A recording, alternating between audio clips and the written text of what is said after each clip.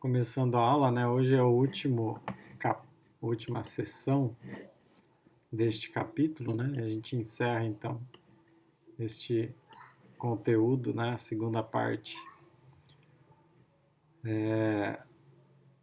da Física Moderna 2. E depois a gente vai para a terceira parte, que são os seminários, né? São muitos tópicos, né? Que é mais interessante trabalhar na forma de seminários.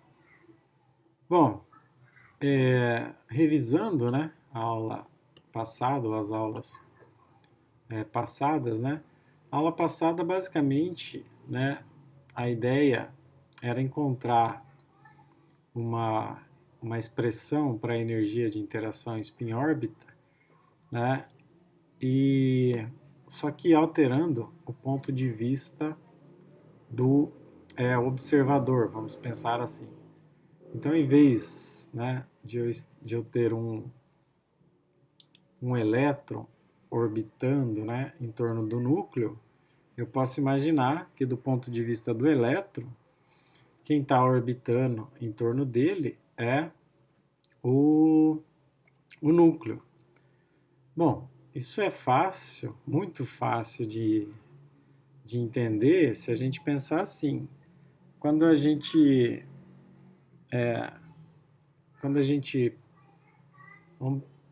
é um bom exemplo, né? Mas tem que tomar um cuidado aí. Quando a gente é criança, né? E a gente ainda não entende de astronomia, a gente percebe, né? Nossa intuição é que o Sol gira em torno da Terra. Óbvio, né? E também que tem a Lua girando em torno da Terra. Então a gente percebe o Sol descrevendo uma órbita, né, circular em torno da Terra. A gente vê a Lua. Aí só depois, né, com um pouco mais de conhecimento, quando a gente entra no ensino, né, propriamente dito, a gente vai ouvir, né, a professora dizer que quem na verdade está girando é a Terra em torno do Sol, né? Mas isso, né, novamente, considerando que o Sol seja o centro de um sistema de referência, né? Porque em torno do Sol não tem só a Terra, tem um monte de planetas, né? Então, a configuração mais, digamos assim, mais interessante seria colocar o Sol no centro e fazer com que os outros planetas orbitassem em torno.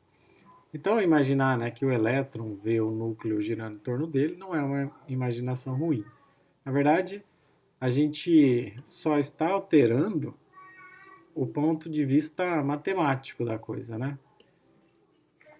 Então, a gente imagina que o elétron esteja sendo orbitado, né, por um núcleo, né, de massa nuclear e carga positiva, certo? E além disso, né, nós temos um movimento de rotação, né, do próprio elétron aqui. Bom, fazendo essas considerações, né, a gente chega a uma energia, uma variação de energia, que é da ordem de meio μb sobre h cortado, vezes o produto spin, produto escalar do spin pelo campo magnético. Ok? E aí, alterando, né, o que a gente sabe sobre o campo magnético do ponto de vista das leis do eletromagnetismo, ou seja, o campo magnético está relacionado ao campo elétrico e o campo elétrico está relacionado a uma força e essa força também está relacionada com o momento angular. Quando a gente faz essas considerações, a gente chega na energia, né, de interação spin-órbita propriamente dita, né? Então essa variação da energia, né, ou a energia de interação spin-órbita, vai ser 1 sobre 2m quadrado c quadrado, 1 sobre r, a derivada espacial do potencial, vezes o produto escalar de S por L. Então, basicamente, a gente tem a intenção, né, eu tinha a intenção de deixar em termos de vetores, né, ou variáveis que a gente construiu ao longo da mecânica quântica e a gente tem um certo domínio, né? Então, o momento angular a gente já vem, né, falando sobre ele desde o início, desde quando a gente começou a tratar o átomo de um elétron, lá no capítulo 7, e depois, né, a introdução do spin, né, nos levou a uma outra interpretação. Então, expressar nessa energia em termos do spin, do momento angular, seria algo razoável, ao menos, né? Então, a gente chegou nessa relação na aula passada. Bom, a gente também, né, comentou, já que, né, eu tenho a presença de um spin, e esse spin representa o momento angular do elétron, né? Então, o momento angular, no final das contas, deve ser a soma desses dois. O momento angular de rotação do elétron em torno do núcleo, mais o movimento de rotação do próprio núcleo, né? Então, eu achei umas imagenzinhas aqui na internet que fica bem interessante, né? Então, por exemplo, aqui, né, eu tenho um eixo no qual o próprio elétron está girando em torno dele, né? Então, aqui eu tenho um momento angular que é I ômega, né? E no caso do momento orbital, que seria do elétron girando em torno da origem, seria o produto R pelo momento, né? Então, assim, não vou entrar em detalhes porque a gente já explorou bastante isso. Mas, no fundo, o que, que eu tenho? Eu tenho um vetor L maiúsculo, que representa o momento angular de rotação do elétron em torno da origem, e depois eu tenho um vetor S, que representa o movimento de rotação do próprio elétron em torno do próprio eixo, né? Então, o momento angular total deve ser a soma vetorial dessas duas quantidades, né?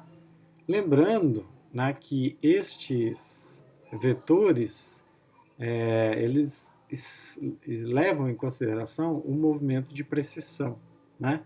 Então, por isso que está desenhado aqui um cone, né? Então, esse momento angular, ele pode, né, ocupar qualquer posição desse cone aqui, né? Assim como o momento angular o spin, né, o momento angular do spin, ele pode ocupar qualquer posição dentro desse cone aqui, né? Então, o que importa aqui é essa resultante. Nesse caso, quando eu somo essa resultante, ela dá o momento angular total, mais ou menos assim. Daí depois ainda tem a projeção, né, do momento angular total no eixo do Z, né? Então, esse desenho aqui eu acho que ajuda um pouquinho a gente entender.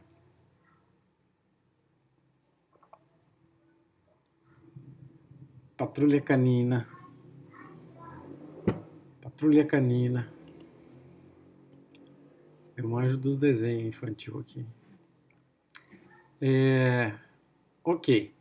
Então, esta aula, na verdade, é uma aula mais qualitativa, né? Que a gente vai estar comentando aqui alguns aspectos do que a gente desenvolveu até agora, né? Então, a energia de interação spin-órbita e os níveis de energia do átomo de hidrogênio, né? Então, a gente acabou de citar, né, a expressão 1 aqui, a equação 1, que é a energia de interação spin-órbita, né, que no final das contas depende do produto S por L, mas também, obviamente, do potencial, né? Só que quando a gente fez a separação de variáveis, né, que a gente encontrou os números quânticos, né, a gente expressou essas constantes em termos dos números quânticos que a gente chama de principais, né, no caso N, L, ML, né, e agora tem o L, o S e o J, né. Então, é conveniente voltar a expressar em termos desses elementos também, né? Fica mais fácil de ser compreendido. Bom, se eu sei, né, que o momento angular total é a soma vetorial do spin, né? Mais o momento orbital, S mais L. Então eu posso fazer a seguinte operação, né? Veja que o que a gente quer obter é essa quantidade aqui, né? Então se eu fizer o produto escalar de J por J, então eu vou ter S mais L, produto escalar com S mais L, certo? E aí vai a propriedade de a propriedade distributiva, né, do produto escalar. Então aqui seria no primeiro S escalar S mais L escalar L mais duas vezes a quantidade S por L, né? Então duas vezes S L. Bom, então eu tenho o produto escalar S por L, né, que resultou, né? Deixa eu voltar um pouquinho. Bom, como eu disse, né, eu estou interessado nessa quantidade aqui. E essa quantidade está aqui, né? Então o conveniente é passar esse cara para o lado de lá da igualdade ou simplesmente passar esses daqui para o lado de lá e depois dividir por 2, né? Então é isso que a gente faz. Então, de um lado eu tenho o produto S por L, que é igual a meio, vezes o produto J por J, menos S por S, menos L por L, ok? Então, só recapitulando, a gente só passou, né, estes outros termos aqui para o lado de lá da igualdade, certo?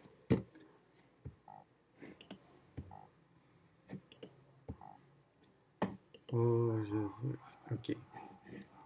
Bom, sendo assim, então o produto escalar de S por L vai ser meio vezes J ao quadrado, né? Porque aqui é o mesmo vetor sendo multiplicado por ele mesmo, né? Então as direções, né, vão se anular, né? Não se anular, mas vai dar 1 menos S ao quadrado menos L ao quadrado. Bom, então agora eu já tenho, né, os elementos que eu preciso. Lembrando que, por exemplo, o meu L, né, é expresso em termos de H cortado, que multiplica a raiz de L mais L vezes L mais 1. Né? Então, L quadrado seria H cortado ao quadrado, que multiplica L vezes L mais 1. Assim como o L, o termo J e o termo S também têm a mesma estrutura.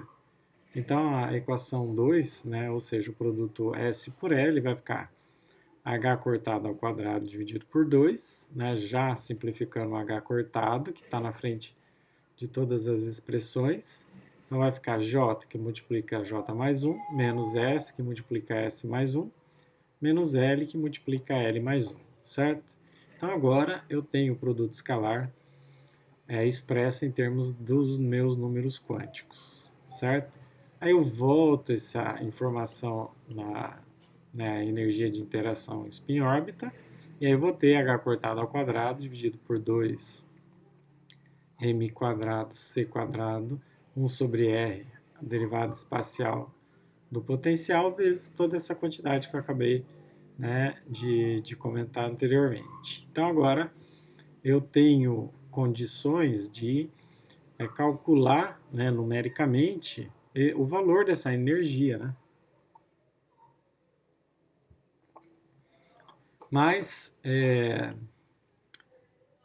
o interessante, né, do cálculo não é exatamente propriamente a energia, mas o valor esperado, né, dessa energia. Quando eu tomo o valor esperado desta energia, no fundo, eu vou estar tomando o valor esperado desta quantidade aqui. Porque, no fundo, a única variável agora em questão vai ser essa daqui, né? Então, eu tenho 1 sobre R vezes a derivada espacial de R. H é constante, massa é constante, velocidade da luz é constante, todos esses termos aqui são constantes, né? Então, o valor médio, tirar a média, né? O valor esperado, desculpa, deve estar relacionado com o valor esperado da derivada espacial do potencial. Ok? Essa quantidade, né, 1 sobre E vezes a derivada espacial do potencial, né, ela é calculada conhecendo o potencial, obviamente, né? E o potencial a gente consegue, né, determinar pelas autofunções que a gente construiu anteriormente, né? Tanto com o conhecimento do potencial, no caso, o último potencial que a gente tratou era o potencial do tipo colombiano, né? 1 sobre 4πε0, né? Q sobre R quadrado, né? Eu nunca lembro se é Q quadrado sobre R ou Q quadrado sobre R quadrado. E a densidade de probabilidade relacionado a esse valor vai estar relacionado às autofunções do nosso problema. Então, assim, a gente não vai resolver, né, nesse momento, essas equações, mas a gente chegou, né, numa forma fácil de resolver, né, que é o intuito, né, de demonstrar esta quantidade, né? Lá na, nas previsões, né, do modelo de Bohr, a gente, até segundo a construção da mecânica quântica, né, a gente já obteve, né, as previsões para os níveis de energia do hidrogênio. E lá atrás a gente não tinha tratado do spin, né? Vamos só lembrar uma coisa. Nós escrevemos, né, uma interpretação de uma função que daria uma densidade de probabilidade de encontrar uma partícula em determinado local, né, que é a equação de Schrödinger independente do tempo. A gente faz, né, alguns gráficos e demonstra que essa equação funciona, a gente calcula alguns níveis de energia, né, e faz uma aproximação, né, para o átomo de hidrogênio. Aí depois, né, com o experimento de Stern-Gerlach, né, a gente nota, né, que existe uma interação nova, né, dentro do átomo que a gente não havia considerado, né? E essa interação é o spin, certo? Bom, então a gente já tinha calculado, já tinha uma previsão, né, dos valores para os níveis de energia do átomo de hidrogênio, mesmo sem falar do spin. Aí vem, né, o experimento de Stern-Gerlach e mostra que tem algo a mais. A gente discute sobre isso, né, e a gente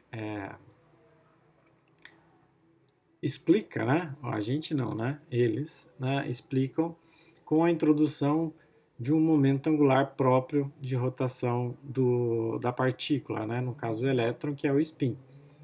Bom, a gente fala que esse spin, né, só tem valores assim e assado, né, então aparece uma nova interpretação, aparece um desdobramento, né, do modelo em mais algumas partes. Bom, com esse desdobramento, a gente precisa recalcular os níveis de energia, levando em consideração esta interação de spin-órbita, certo? Por isso, a necessidade de expressar, né, matematicamente uma quantidade desse tipo aqui, já que a gente fez, né, esse cálculo em todas as vezes que a gente queria encontrar um nível de energia, né? O nível de energia é muito importante, volto a dizer, porque existe, né, uma técnica, né, experimental que eu já falei muitas vezes, que é o espectro de emissão ou de absorção, que a partir de um material ele vai produzir linhas espectrais. Essas linhas espectrais têm comprimentos de onda bem definidos e bem medidos. Uma vez que eu medi a posição dessas linhas e os comprimentos de onda, eu posso fazer uma conta simples e encontrar a energia. Se eu não encontrar a energia exata daquele nível, pelo menos eu encontro a diferença de energia de um nível para outro, ou seja, de uma linha espectral para outra. Então, o cálculo, né, da energia ou da variação de energia entre duas linhas espectrais é algo que vai aparecer toda vez que a gente falar de,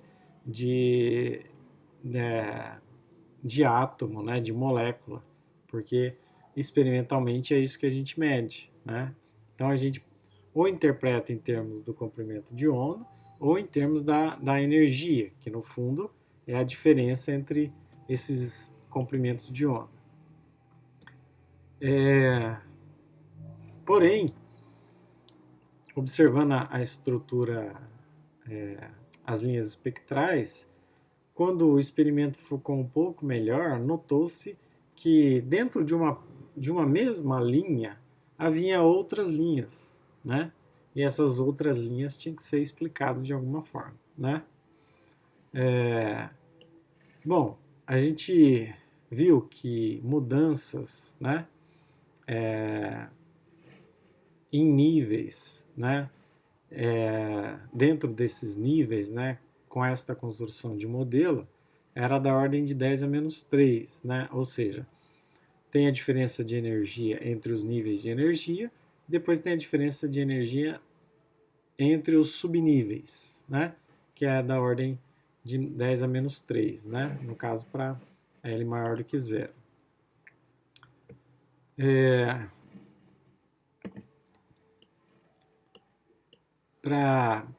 Para se fazer o cálculo, né, dessa energia, a gente pode considerar o potencial colombiano que a gente vem considerando, que é Q quadrado sobre R, estava certo. 1 sobre 4πε0, né, Q quadrado sobre R. No caso, eu tenho uma carga positiva e uma carga negativa, então, né, sobra menos E quadrado, certo? Então, a partir dessa informação, eu posso calcular o valor esperado, né, usando as autofunções do átomo de hidrogênio, né?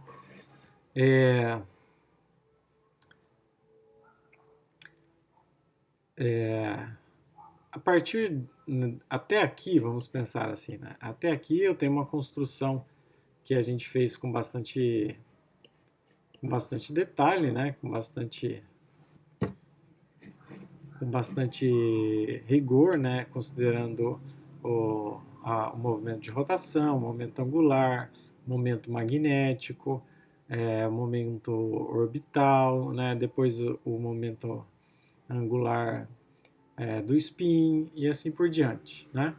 Aí tem uma certa consideração que é o seguinte: quando as velocidades, né, envolvidas nos movimentos de rotação são velocidades próximas, né, à velocidade da luz, então é interessante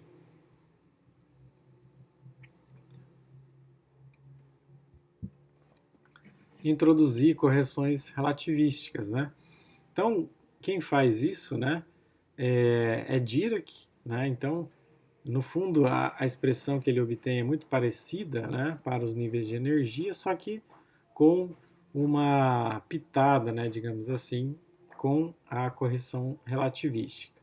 O cálculo, né, desta equação, né, é bastante complexo e longo, então a gente apresenta só o resultado porque a gente quer comparar, né, com o posterior. Então, basicamente, a energia vai ser 1μ e a quarta dividido por 4πε0 ao quadrado, 2h, n quadrado, 1 mais alfa ao quadrado sobre n, mais 1 dividido por j mais meio, menos 3 dividido por 4n. Veja que eu tenho um número quântico principal aqui, aqui e aqui, né?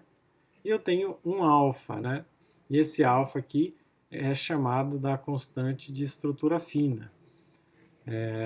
A primeira vez que a gente viu, né, essas linhas espectrais e os subníveis, né, a gente também citou uma constante de estrutura fina, né, que coincidentemente, né, tinha o mesmo valor.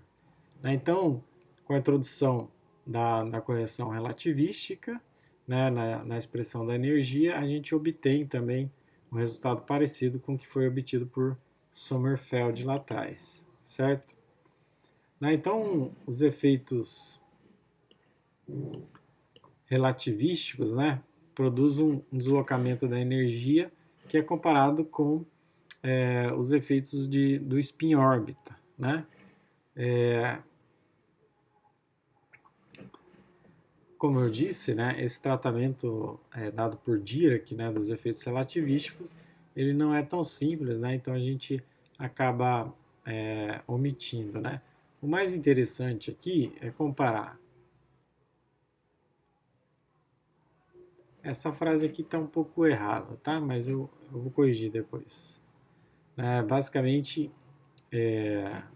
o modelo, né, proposto lá atrás por Sommerfeld, ele tem, né, características parecidas, né, comparável com a equação de Dirac que a gente acabou de apresentar. Então, o mais interessante, né, é comparar esses três modelos, né, e para comparar eles, a gente tem um gráfico a seguir. Eu já comento, né. Então, o Sommerfeld, né, ele já tinha proposto uma equação que no fundo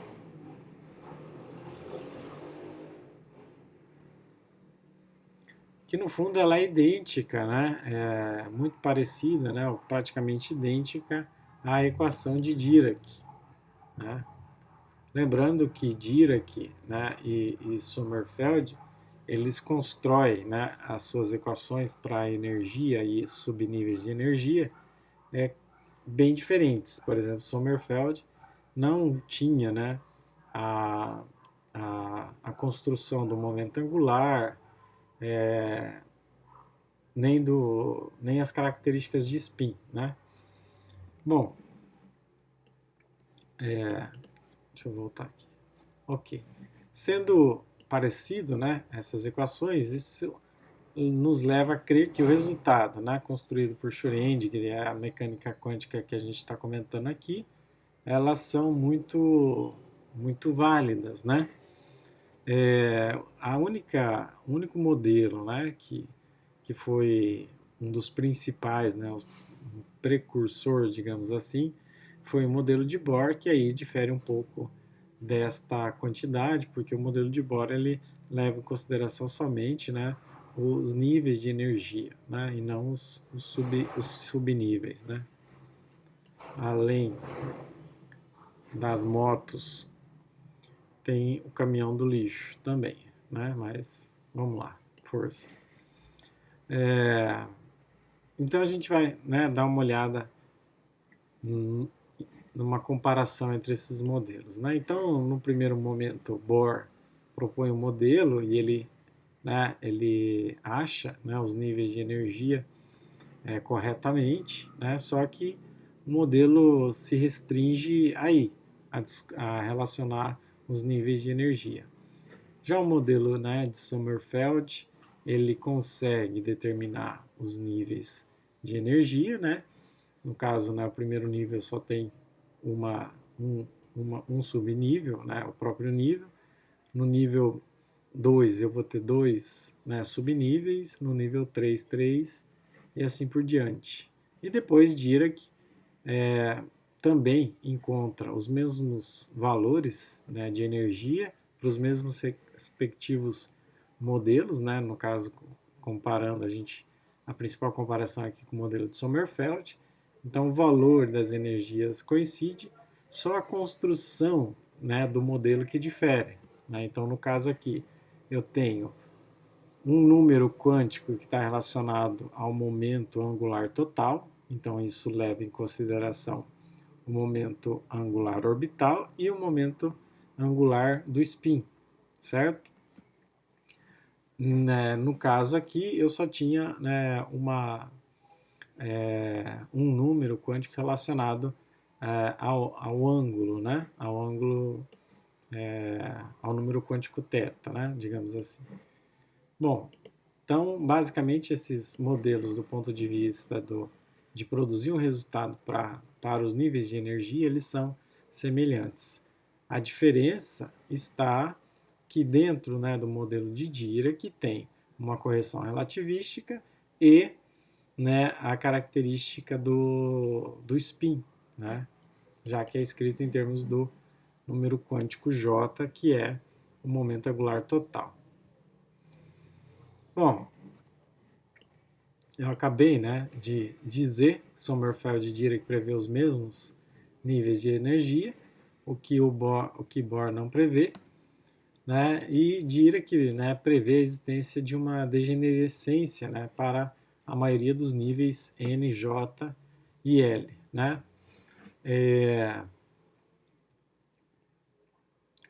Dirac também, né, mostrou, né, que a energia depende dos números quânticos, no caso o principal, que é o N, o orientacional, o J, que está relacionado ao momento angular e o de spin, né, mais o número quântico L, né, em geral eles são duplos, né, e isso foi verificado experimentalmente por Lamb em 1947, fazendo, né, um experimento para obter a verificação desses números quânticos aí, né?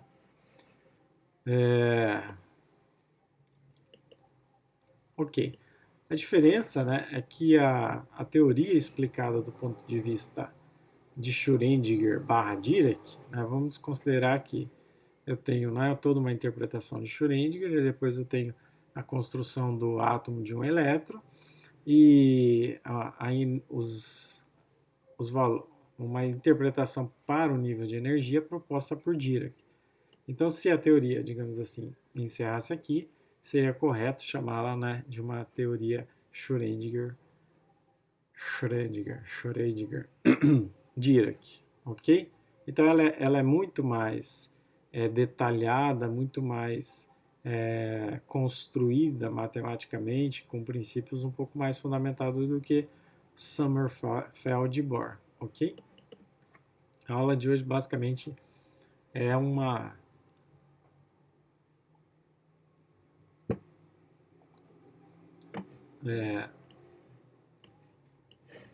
aula qualitativa, né?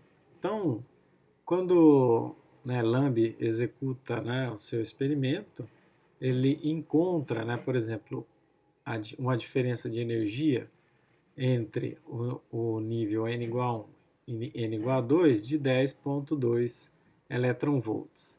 E uma diferença entre os subníveis da ordem do micro elétron-volts, né? Que a gente chama do estado metaestável, né? Ou desdobramento hiperfino, né? A estrutura fina. Então, tudo isso contempla ou está contemplado no modelo de Dirac, né? Ou melhor, de Schrödinger-Dirac, né? Então, o experimento, né, conseguiu medir com bastante precisão as linhas espectrais que estão relacionadas a esses níveis de energia aqui, certo? Bom, tem basicamente seria isso, né, a nossa aula de hoje, mas eu achei interessante trazer, né, um outro desenho que tem algumas características aqui interessantes, né? Vamos começar por aqui. Então, do ponto de vista da construção que a gente vem fazendo, né, então eu tenho um número quântico principal, n igual a 1, n igual a 2, 3 e 4, e assim por diante, né? E eu tenho, né, uma outra nomenclatura, né, que separa, né, os níveis de energia, que é o K, L, M, N. No caso, o K é 1, o L é 2, M é sempre 3 e assim por diante, né? Que a gente também aprendeu em algum momento lá nas aulas de química, né? E depois, né, uma outra nomenclatura que é desse tipo, um S, 2S, 2, 2P6. Então aqui no caso, né, no nível 2S, né, eu tenho um spin para cima, um spin para baixo. No nível 2P, então eu teria 3 configurações de spin para cima e para baixo. Então, 1S2, 2S2, 2P6, 3s2, 3p6 e 3d12, né? E assim por diante, né? Então, talvez esta distribuição, esta nomenclatura que a gente estudou lá atrás, agora faça um pouco mais de sentido, porque ela tem uma interpretação um pouco mais detalhada, um pouco mais rebuscada do que aquela que a gente aprende, né, no ensino fundamental ou até mesmo no início, né, do Física Moderna 1, certo? Bom, então também trouxe para ilustrar que esta, esta a presença do spin, né, foi algo determinante, né, para a construção de toda esta nomenclatura, né, para definir os níveis de energia e, portanto, definir a diferença entre átomos, né? Então, eu tenho um átomo. Imagine que você está em uma época onde você não tem, né, uma tabela periódica completa para estar consultando. Você conhece bastante de química, de reações, né? Mas não tem uma gama de elementos que você possa estar fazendo medidas, né? Executando alguns tratamentos matemáticos e dizer uma interpretação. Então, você tem, num primeiro momento, um número gigantesco de átomos possíveis na natureza. Você tem algumas informações sobre aqueles átomos, né? Por exemplo, né? O cara pega um determinado átomo, separa esse átomo e cria uma peça, né? Sei lá, um cubinho desse material. E aí ele pesa esse cubinho, né? Aproximadamente consegue determinar as características de massa, as características elétricas e assim por diante, né? Mas, precisamente, detalhes sobre a estrutura atômica, né, quem faz realmente vai ser a mecânica quântica, como a gente bem observou até a aula de hoje, ok? Então, por hoje é só, como eu disse, né, a aula mais curta, porque basicamente é uma aula qualitativa para finalizar, né, toda a interpretação que a gente fez até agora desses capítulos, né, 7 e 8. Então é isso.